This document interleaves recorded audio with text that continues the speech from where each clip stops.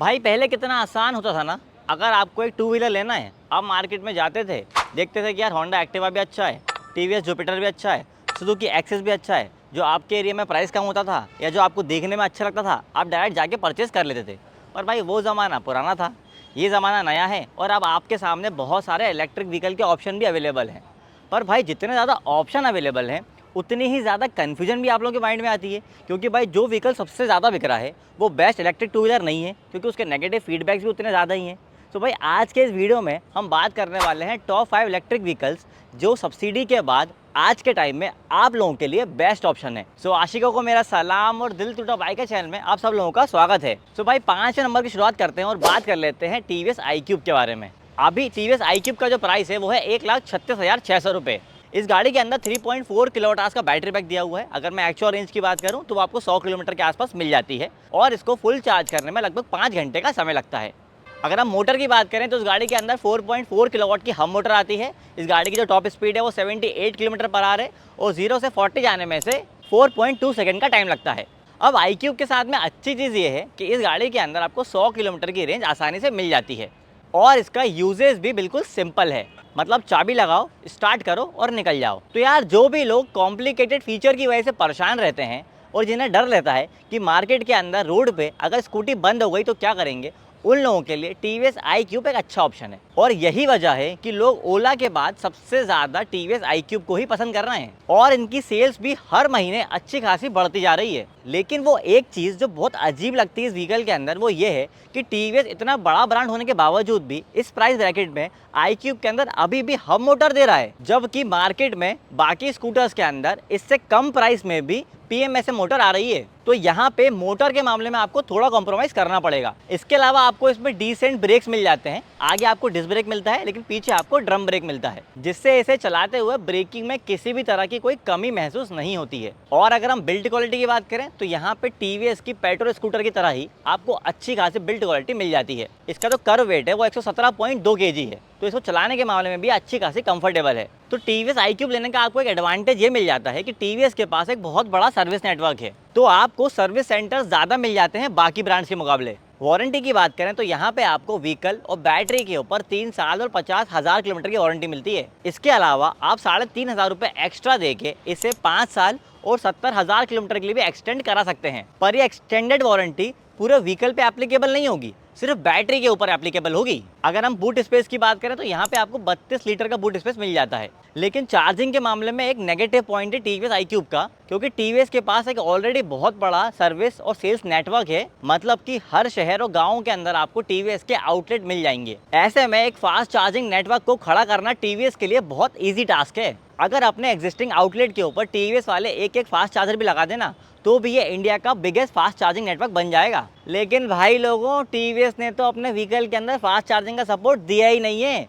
और उनका कोई प्लान भी नहीं है अभी कि वो फास्ट चार्जिंग नेटवर्क को डेवलप करें या अपने स्कूटर में फास्ट चार्जिंग का ऑप्शन भी दें। तो भाई इस हिसाब से टीवीएस iQube एक अच्छा ऑप्शन तो है, लेकिन अगर इसका प्राइस और कम होता तो शायद ये सेल्स के मामले में ओला को इजीली बीट कर देता। अब चलते हैं नंबर 4 की तरफ, जो है चेतक अर्बन। इस गाड़ी का जो अभी प्राइस है वो लगभग 1,23,000 रुपये के आसपास है। इसके अलावा आपको टैग पैक लेने के लिए 8,000 रुपये एडिशनल देने होते हैं। इस गाड़ी के अंदर 2.9 किलोवाट का बैटरी पैक मिल जाता है। यहाँ पे जो इसकी IDC रेंज है वो 113 किलोमीटर की है। अगर हम एक्चुअल रेंज की बात करें तो आपको 80 से 90 किलोमीटर के आसपास में मिल जाती है और इसको फुल चार्ज करने में लगभग 5 घंटे का समय लगता है। इस गाड़ी के अंदर 4.2 किलोवाट की brushless side mounted DC motor आती है। इसकी जो टॉप स्पीड है वो 63 किलोमीटर पर आवर है, पर अगर आप टैग पैक ले लेते हैं तो इसकी top speed 73 kilometre per hour हो जाती है और इसे 0 से 40 जाने में 4.5 सेकंड का टाइम लगता है। बजाज ने भी अपना सॉफ्टवेयर अपग्रेड निकाल दिया था इस स्कूटर के लॉन्च के साथ, पर इसके अंदर ज्यादा डिफरेंस नहीं आता, सिर्फ कुछ फीचर्स एड ऑन हो जाते हैं। जैसे top speed 10 kilometre per hour बढ़ जाती है,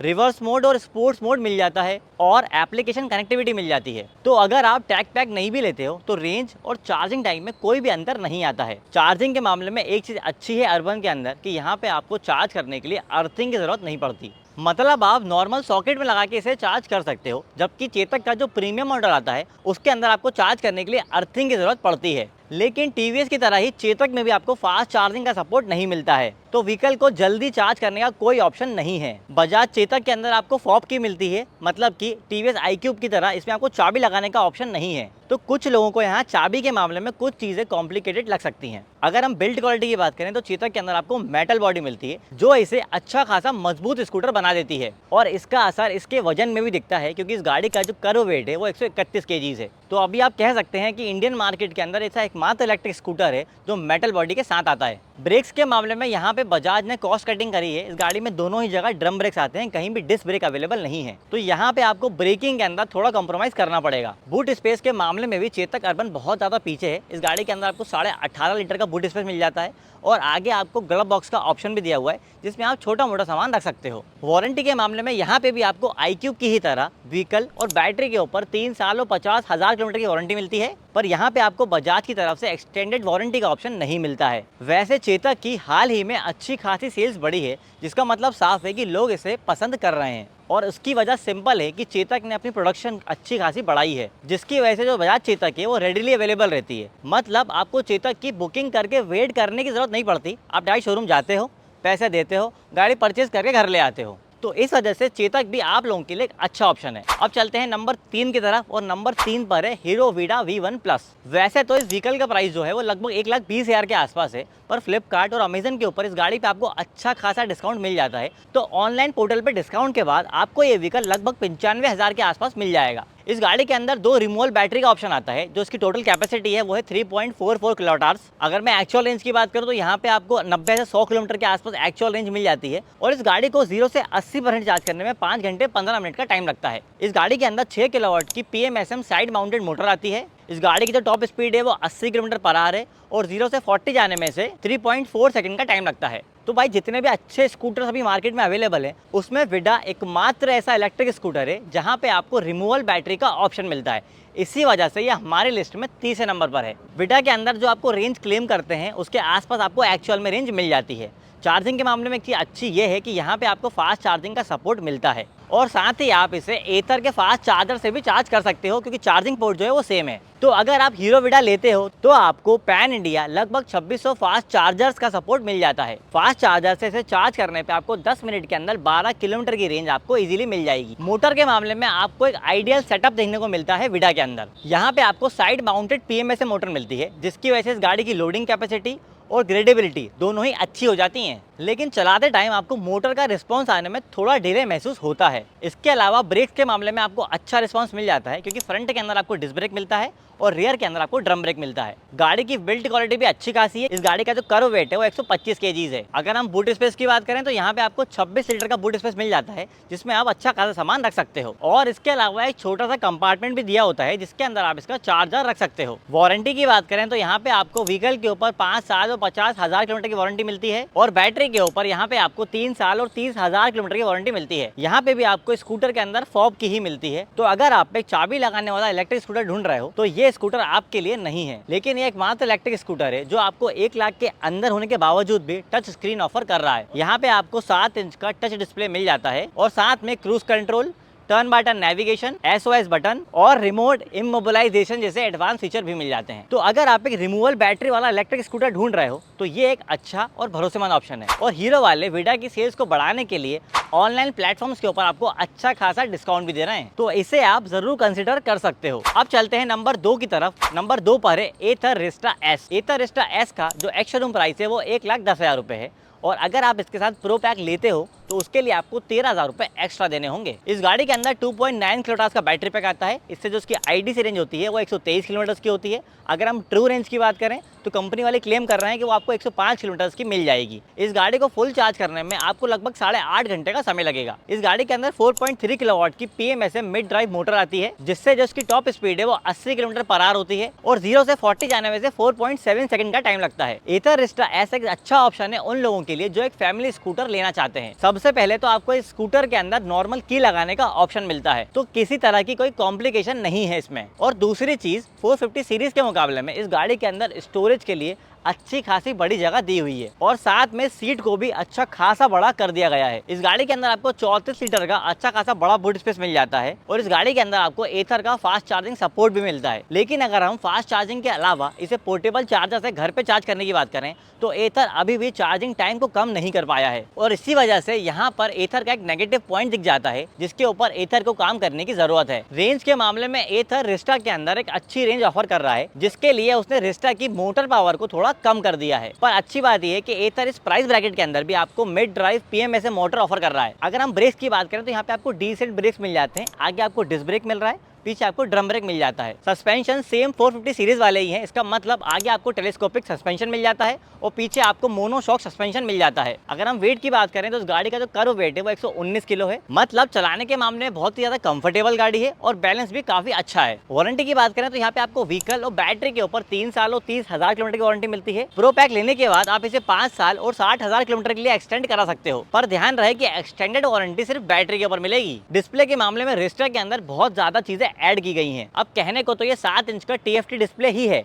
पर प्रो पैक लेने के बाद आपको इसमें बहुत सारे फीचर्स ऐड ऑन हो जाते हैं और इसकी खास बात यह है कि इसके सारे फीचर्स प्रैक्टिकलिटी को ध्यान में रख के इस गाड़ी के अंदर डाले गए हैं। तो अगर आप एक एथर की आइडियोलॉजी वाला इलेक्ट्रिक स्कूटर लेना चाहते थे पर ज्यादा प्राइस होने की वजह से नहीं ले पा रहे थे तो रिस्टा आप लोगों के लिए एक अच्छा ऑप्शन है। पर ध्यान रहे कि इसकी डिलीवरी जुलाई से स्टार्ट होंगी। अगर आप एथर रिस्टा का वॉक अराउंड वीडियो देखना चाहते हो कि इस गाड़ी के अंदर और क्या क्या फीचर्स अवेलेबल हैं तो उसकी वीडियो हमने ऑलरेडी हमारे चैनल पर अपलोड कर रखी है, आप जाके देख सकते हो। लिंक जो है वो डिस्क्रिप्शन में दे दिया है। अब चलते हैं भाई नंबर 1 की तरफ और नंबर 1 पर है भाई ओला S1 Pro। अब यहाँ पे सेंट्रल सब्सिडी कम होने के बावजूद भी S1 Pro को रखने का हमारा लॉजिक ये है क्योंकि ओला की तरफ से यही प्रोडक्ट है जो अभी सबसे ज्यादा बिक रहा है और अभी इसका प्राइस है 1,30,000 रुपए। इस गाड़ी के अंदर आपको 4 किलोवाट की बैटरी मिल जाती है जिससे जो उसकी IDC रेंज होती है वो 195 किलोमीटर की आती है। अगर हम एक्चुअल रेंज की बात करें तो वो आपको 130 से 140 किलोमीटर के आसपास में मिल जाती है और इस गाड़ी को फुल चार्ज करने में आपको लगभग 7 घंटे का समय लगता है। इस गाड़ी के अंदर आपको 11 किलोवाट की PMSA मिड ड्राइव मोटर मिल जाती है। इससे जो उसकी टॉप स्पीड है वो 120 किलोमीटर पर आवर आती है और 0 से 40 जाने में से 2.6 सेकंड का टाइम लगता है। भाई ओला की तरफ से सबसे ज्यादा बिकने वाला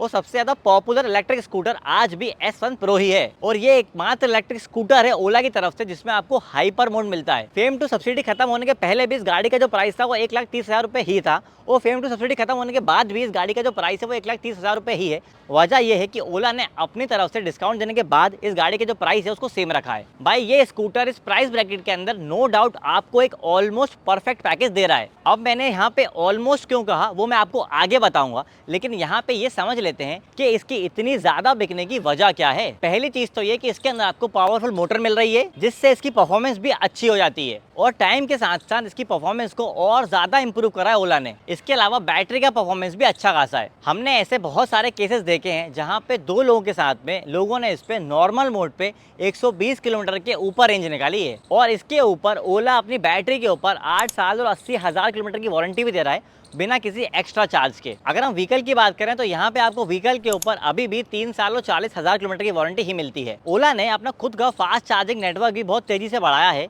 और इस गाड़ी को आप वहाँ पे उसके नेटवर्क पे फास्ट चार्ज कर सकते हो। अगर हम ब्रेक्स की बात करें तो यहाँ पे आपको ड्यूल डिस्क ब्रेक का सेटअप मिल जाता है जिसकी वजह से जो ब्रेकिंग है वो बहुत ज्यादा रिस्पॉन्सिव फील होती है। सस्पेंशन के मामले में भी ओला S1 Pro आपको एक बेटर सेटअप दे रहा है। बूट स्पेस हमेशा से ही ओला का सबसे बड़ा स्ट्रॉन्ग पॉइंट रहा है क्योंकि इस गाड़ी के अंदर आपको 34 लीटर का बड़ा बूट स्पेस मिलता है जिसमें बहुत सारा सामान इजीली आ जाता है। अगर हम चाबी की बात करें तो भाई यहाँ पे आपको चाबी मिलती ही नहीं है। यहाँ पे जो गाड़ी स्टार्ट होती है वो पूरी एप्लीकेशन से होती है, डैशबोर्ड के अंदर पासवर्ड लगा के होती है जिसकी वजह से थोड़ा सा कॉम्प्लिकेटेड फील हो जाता है इस गाड़ी को स्टार्ट और ऑफ करने में। साथ में इसमें 7 इंच का टच डिस्प्ले आता है जिसके अंदर आपको internet connectivity, Bluetooth, speakers, actual navigation, cruise control और मूव OS 4 भी मिल जाता है। अगर हम इसके कर्व वेट की बात करें तो ओला S1 Pro का जो कर्व वेट है वो 116 kgs है। अब चलते हैं उसकी तरफ कि मैंने इस गाड़ी को ऑलमोस्ट परफेक्ट क्यों कहा था, क्योंकि इसके अंदर थोड़े इश्यूज भी हैं। सबसे पहली चीज जो है वो इसकी बिल्ड क्वालिटी। मास मैन्युफैक्चर करने की वजह से और कॉस्ट को कम रखने की वजह से इस गाड़ी की बिल्ड क्वालिटी में अच्छा खासा कॉम्प्रोमाइज करा गया है। तो अगर आप एक मजबूत इलेक्ट्रिक स्कूटर ढूंढ रहे हो